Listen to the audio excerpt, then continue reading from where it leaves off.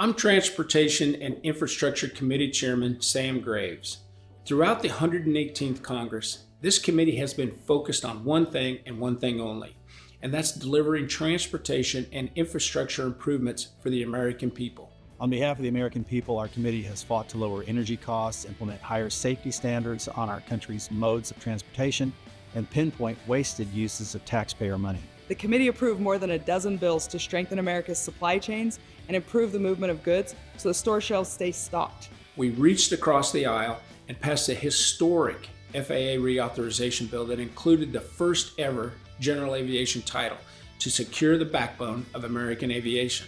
We also fielded more than 1,900 requests from House members for this year's Water Resources Development Act, and ultimately developed a bill that will improve our nation's ports and harbors and strengthen our water resource infrastructure. We passed vital legislation to protect and support the brave men and women who serve in the Coast Guard and give them the necessary resources and tools to defend our shores. We provided much needed oversight of the Biden-Harris administration to make sure that they followed laws as they were written and adhered to the Supreme Court decisions. This includes making sure the federal government can't abuse its authority and regulate every last puddle on a farmer's property as a, quote, navigable waterway.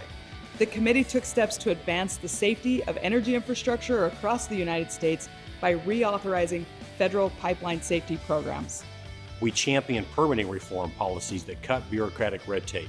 Our members fought to protect consumer choice and rejected the Biden administration's attempts to force electric vehicles onto the American public. We held Amtrak's executives accountable for the massive bonuses that they received, all while the taxpayer-funded passenger rail service continued to underperform in too many ways. The committee also pushed back on the Biden administration's decision to waste billions in taxpayer money on the failed California high-speed rail project, this historic boondoggle. And that's something that's especially important to me as a Californian. The committee has passed legislation to increase the efficiency and transparency of federal disaster programs designed to help communities and individuals rebuild faster. And we'll continue to conduct oversight over FEMA for their recent failures to adequately respond to hurricanes Milton and Helene. The last 2 years have not been without trials.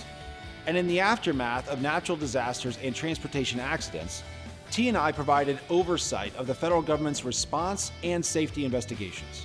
Whether through meaningful oversight or legislation, The Transportation and Infrastructure Committee has remained focused on making things better for the American people. T&I might not always be glamorous, but our work is vital to keeping our country running. Our economic and national security are dependent upon safe, efficient, and effective infrastructure. Everybody wants to have transportation and infrastructure functioning, and I think that's made us really successful because we get a lot of people to show up to vote and to care about the things we're working on. T&I is comprised of members that come to Congress that, generally speaking, want to get things done. They want to work in a bipartisan manner in order to deliver real results for the American people. That's why I enjoy the T&I committee.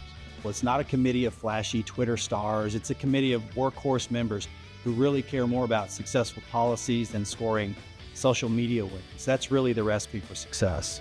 I'm very proud of the work that we have done on the Transportation and Infrastructure Committee. Very proud. And it's something that'll go down as one of the greatest accomplishments that I've been a part of.